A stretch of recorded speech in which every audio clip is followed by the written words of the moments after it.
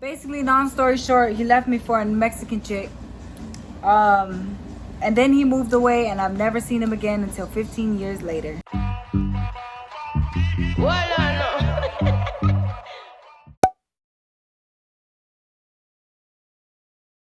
Hey guys, so I want you guys to meet my very first boyfriend.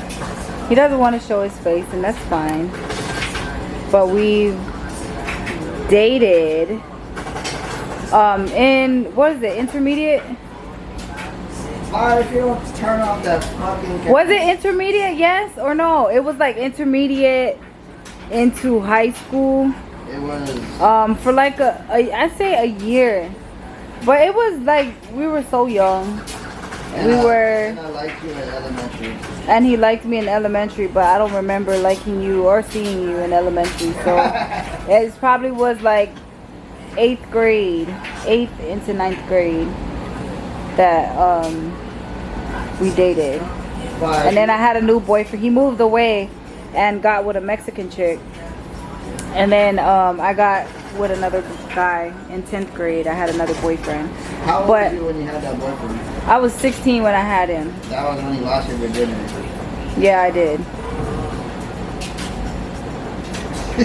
And I remember showing up with him, and he was there. He was there. I haven't seen him for like probably a long time because I didn't come around at all. But I show up with a boy. JC?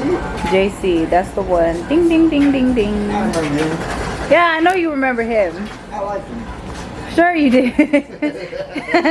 He hated him. He didn't like him at all. He's basically a family friend. His family and my family are like really close and shit. We were at a family gathering, and my cousin was hanging out with him. My boy cousin was hanging out with him. And so I was like a tomboy because I just never got into the girly stuff or never was around anybody but them, my cousin and him. And then I haven't seen him in years.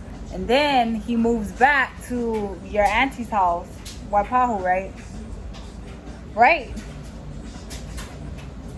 Yeah. Moved back to his auntie's house. This story sucks, man. No, it doesn't suck. I'm really trying to like figure it out because I don't even remember what happened. Look, long story short. No, he moved back to his auntie's house in Waipahu, and that's where we lived and stuff like that. And like I said, our family's all like close and shit. So we went over there, and then that's when I seen him. And then like I don't know how we got together. I know what happened. I know exactly what happened. So now we're a little older, right? We're like probably 13. This one barbecue, I guess he mustered up the courage to talk to me, and then he was like, yeah. He mustered up the courage to talk to me like, yeah, spitting his little game. But then he's like really shy. Like he's not really loud and cocky and like that. He's like very, almost gay. No. He's a really good guy, soft-spoken, not disrespectful at all.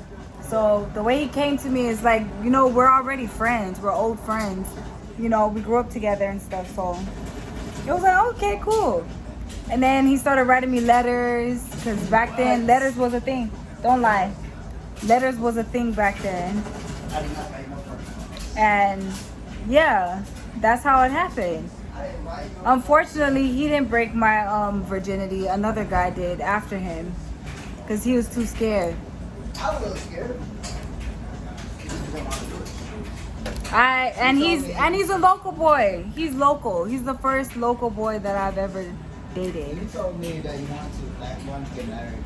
Yeah, I wanted to get married and wait because, mind you, my mom is scary as hell. And if she ever found out that I was, you know, having sex, with me, absolutely not. I'd probably not be here today. So I didn't want to do that. I didn't want to have sex yet.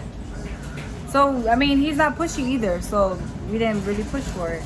How we broke up is that we was in high school. It was like 9th grade, and he started being a rebel. started doing, you know what I mean, doing bad things, hanging out. Because then again, with his household and how he was raised, it was, you know what I mean, whatever. But he started rebelling, being rebellious and shit. Not coming to school, skipping class and all that. And then started hanging around.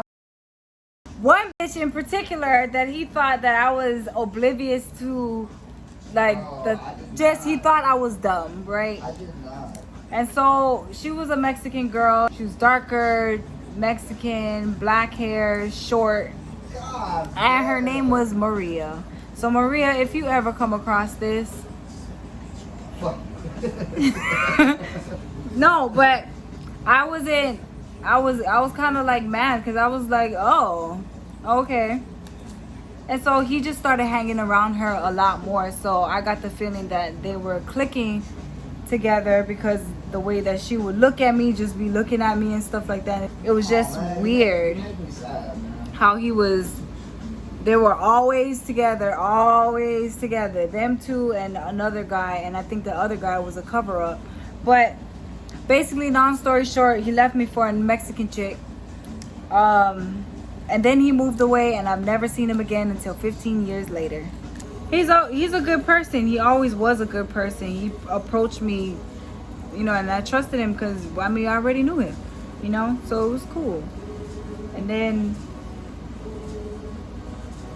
he started getting into Mexican. That's not true. That's him. Was crazy.